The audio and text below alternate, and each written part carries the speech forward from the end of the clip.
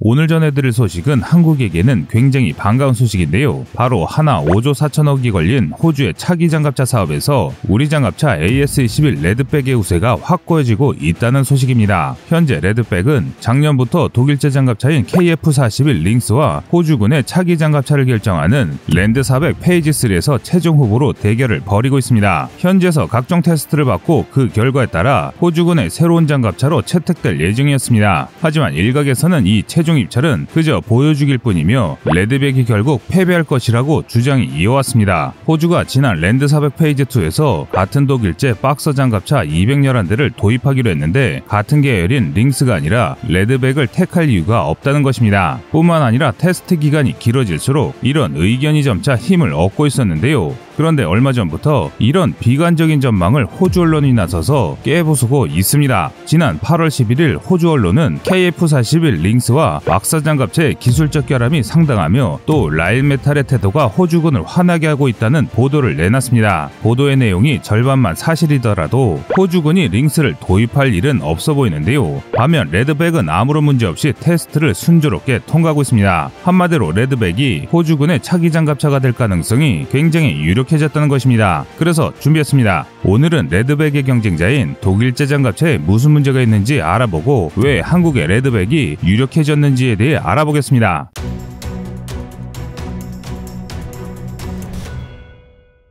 지난 11일 호주 ABC 뉴스는 5억 6천만 달러를 들인 복서 장갑차가 다수의 결함으로 인한 도입 지연이 장기화되고 있다라는 제목의 기사를 독점 보도했습니다. 그 보도 내용이 상당히 충격적인데요. 레드백이 독일의 KF41 링스와 경쟁하고 있는 페이지 3 이전에 도입된 박서 장갑차가 엄청난 결함투성이이며 링스 역시 심각한 결함이 있다는 내용입니다. 게다가 제작사인 라인메탈은 이를 사전에 알고 있었음에도 이미 팔린 무기를 인질로 삼아 호주 정부를 위협하고 있다고 합니다. 이뿐만 아니라 가장 큰 문제는 포탑입니다. 호주군이 요구하는 스펙에 맞추기 위해 너무 무거운 포탑을 달아 추가 장비를 달 수 없게 됐다고 전하는데요. 호주가 요구하는 대전차 미사일을 직접 요격하는 하드킬 시스템인 아이언 피스트를 달 수 없다고 합니다. 더 이상 장갑만으로 차량의 생존성을 보장할 수 없는 현대전쟁에서 하드킬 시스템을 탑재할 수 없다는 것은 그것만으로도 심각한 결함입니다. 그런데 여기서 황당한 점은 복서와 링스의 제작사인 독일 라인메탈사가 호주를 상대로 갑질을 하고 있다는 것입니다. 라인메탈은 전차포와 각종 장갑 차량을 생산하는 독일의 대표 방산업체입니다. 우리 군의 K1A1 전차에 장착된 449 경장 120mm 전차포 M256과 너무 비싸 수출은 잘 이뤄지지 못했지만 성능만큼은 인정받는 펜저파우스트 PGH-2000 역시 라인메탈사의 제품입니다.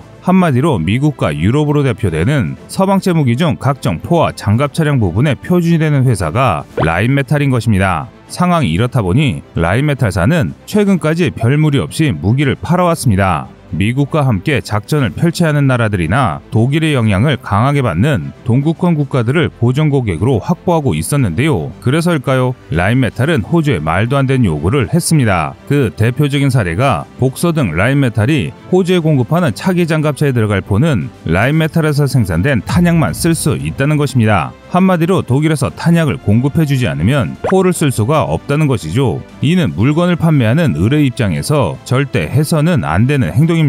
그러나 라인메탈은 한술 더 떠서 타이어까지 제약을 걸었는데요. 호주군이 복서 장갑차를 운영할 때 쓸 타이어는 유럽에서 주문한 맞춤형 제품만 써야 한다고 요구한 것입니다. 소모품인 탄약가 타이어로 악질적인 장사 속을 드러낸 것입니다. 이에 당연히 호주는 격분했습니다. 물건을 팔 때는 간이고 쓸개고 내줄 것처럼 굴다가 막상 대금을 지불하니 말도 안 되는 요구를 하니 화가 안 날 수가 없는 것입니다. 심지어 이게 끝이 아닙니다. 레드백과 페이지 3 사업에서 경쟁하고 있는 KF41 링스 역시 매우 심각한 결함이 있다고 하는데요.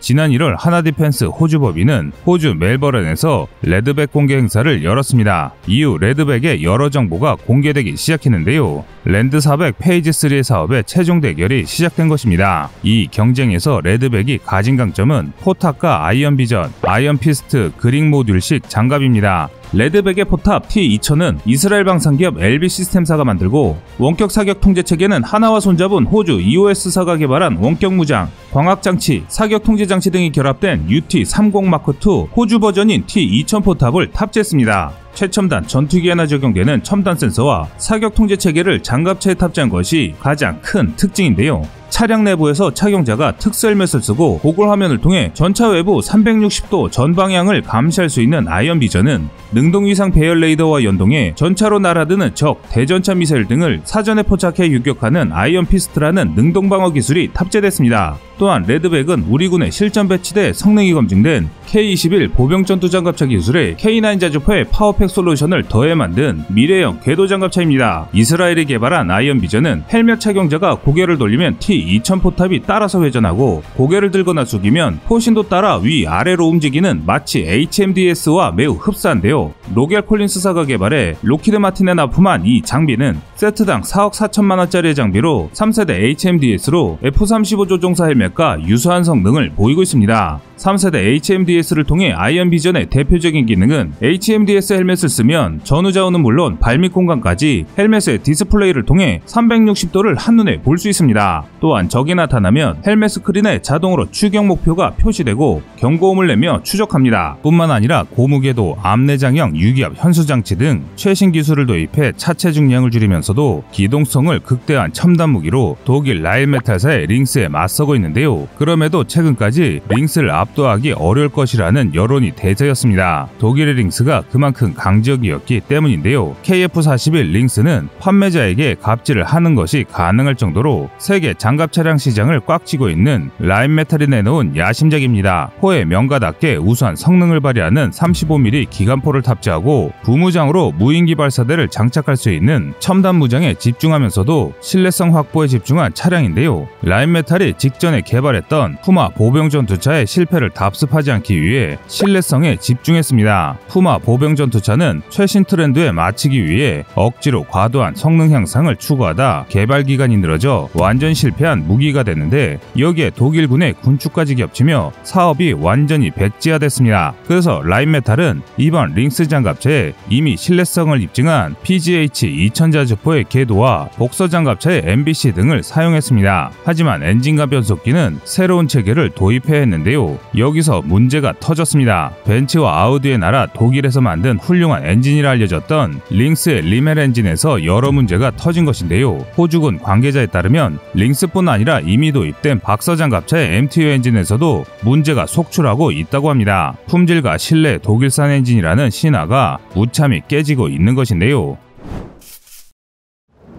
독일의 방산업이 쇠락한 원인은 독일의 대대적인 군축에 있습니다. 2018년 독일 슈피켈지는 충격적인 보도를 했는데요. 독일 해군의 잠수함 6척이 모두 사용 불가 상태에 빠졌으며 독일 공군의 주력인 유로파이터 128대 중 고작 4대만이 작전이 가능한 상황이라는 보도였습니다.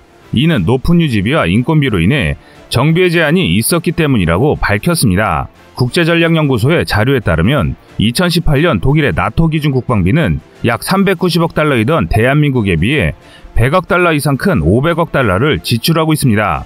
2011년 3월 현재 환율을 기준으로 하면 11조 3천억 원에 가까운 차이인데요. 육군 6만 명, 해군 1만 6천 명, 공군 2만 8천 명 규모의 독일군의 인건비가 아무리 비싸다고 하더라도 이는 말이 되지 않는 상황인 것입니다.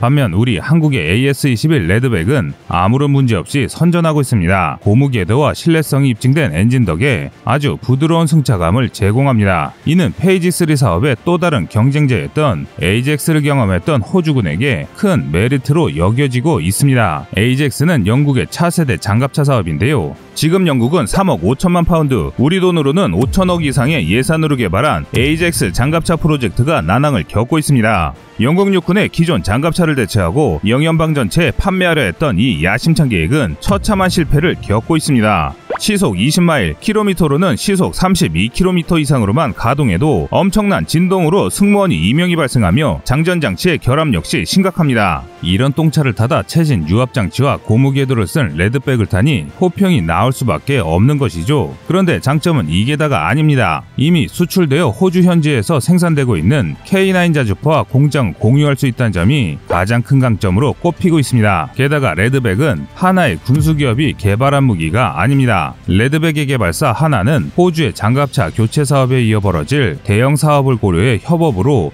위험 부담을 줄였습니다. 여기에 참여한 업체는 그 이름만으로도 대단한 업체들인데요. 이스라엘 엘빗, 미국의 오시코시 등을 끌어들여 부족한 기술을 보완하고 사업 리스크를 최소화한 것인데요. 이런 노력 덕에 거의 4,000대의 브래들리 장갑차를 대체하는 미국의 선택적 유인 차량 사업에서도 하나는 신뢰할 수 있는 파트너로 여겨지고 있습니다. 그러니 만약 링스 장갑차가 이대로 결함을 해결하지 못한다면 하나의 레드백이 호주와 미국을 시작으로 세계 장갑차 시장을 석권하는 것도 충분히 가능한 이야기가 됩니다. 만약 하나가 영국이 실패한 AJX 사업까지 발을 뻗을 수 있다면 미국, 호주, 영국만으로도 5,000대의 수출을 달성할 수 있게 되는데, 이 정도면 컨소시엄에 참여한 업체들과 수익을 나누더라도 수십조의 매출을 얻을 수 있을 것이 확실합니다. 여러분의 생각은 어떠신가요?